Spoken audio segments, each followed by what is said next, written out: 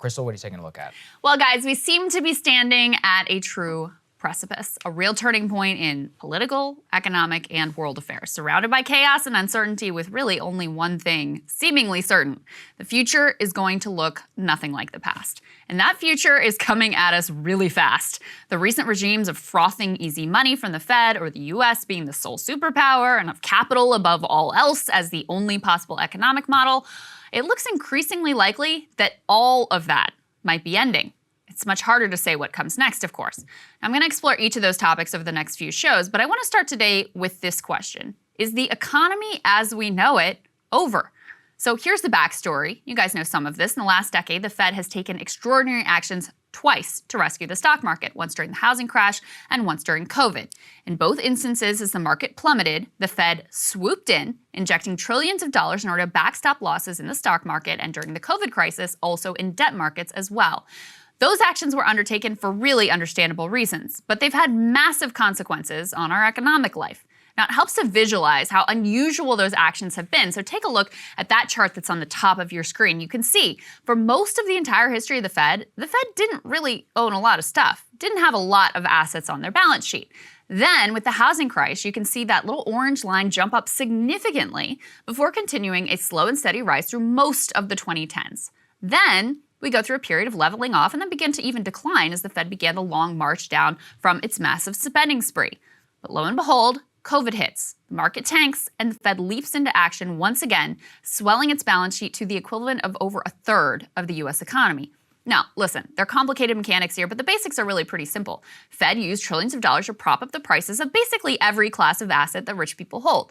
It also fueled a huge boom in the housing market where prices have escalated at insane rates, with one very notable setback in 2008 and 2009. In addition to pouring money into the markets, the Fed has also, more or less, kept interest rates at zero for the entire last decade. This bottoming out of interest rates was actually the culmination of 4 decades of lowering rates in fits and starts. So we've been inching our way towards the current easy money froth for more or less the entire neoliberal era. Those low rates led to the mass availability of cheap credit. That's not inherently necessarily a bad thing. In fact, at a time when we desperately need to upgrade our infrastructure, transition to green energy, invest in universal healthcare, education, and generally set ourselves up for a new century of innovation and climate-friendly growth, cheap interest rates could have fueled a bonanza of a long-term, thoughtful investment that might have paid dividends for generations. Instead of doing that, we got Uber and 100 different Uber spinoffs, most of which were actually unprofitable and could only persist in their business models, which often undercut stable middle-class employment, by the way, through the mass availability of cheap credit and venture capital's willingness to indefinitely subsidize their losses. The expectation was that eventually, if they had a massive enough customer base, one day they could make it profitable. Derek Thompson, who we're talking to on Thursday, has a phenomenal article out, and we're looking forward to speaking with him on that, as he writes in a piece called The End of the Millennial Lifestyle Subsidy. In 2019, if you woke up on a Casper mattress, worked out with a Peloton, Ubered to a WeWork, ordered DoorDash for lunch, took a Lyft home, made a Blue Apron meal, and ordered ice cream via Postmates, you interacted with 8 companies that collectively lost about $15 billion in 1 year. And subsidies for gig work, that was actually on the better end of what our economy actually did with all of this easy money. Entire books have been written on the way Fed policy shaped our economy, fueling inequality as those who owned assets got richer and richer and everyone else was left behind, creating an illusion of affluence as consumers and companies accessed cheap credit and consumed subsidized services. It contributed to the financialization of pretty much everything. Companies could borrow money cheaply and were rewarded for funneling it directly to their investors through stock buybacks or lending it out at higher rates, so that rather than investing in production, labor, innovation, they were really just feeding money into a loop with no real economic gain. It also floated zombie companies who lost money every year but kept lurching forward like the undead on a merry-go-round of cheap credit.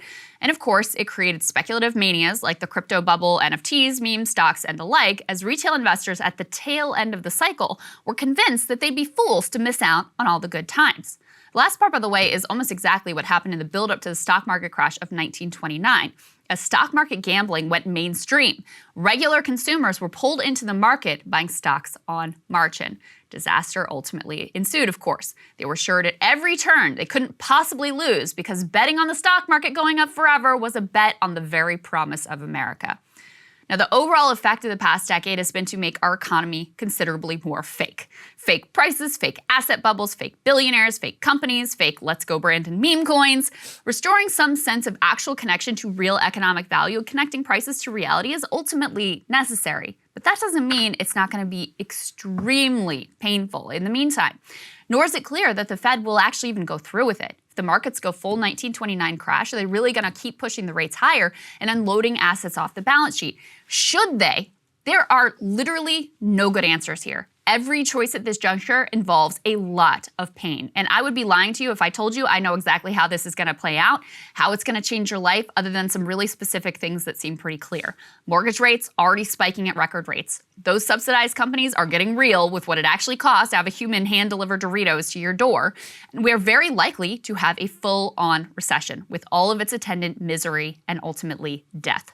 The real horror of this situation is the people who got rich from the Fed policy, they're also going to be the people in position to profit like vultures from all of that pain, scooping up even more assets, consolidating more monopolies as homeowners are foreclosed on and small businesses go under. And those who got in on the tail end of the boom, thinking it was their turn to get ahead, they are going to be crushed. And only time will tell whether or not we are too far gone down the path of financialization, zombie companies, pumping up schemes, and venture delusions to ever make it back to reality.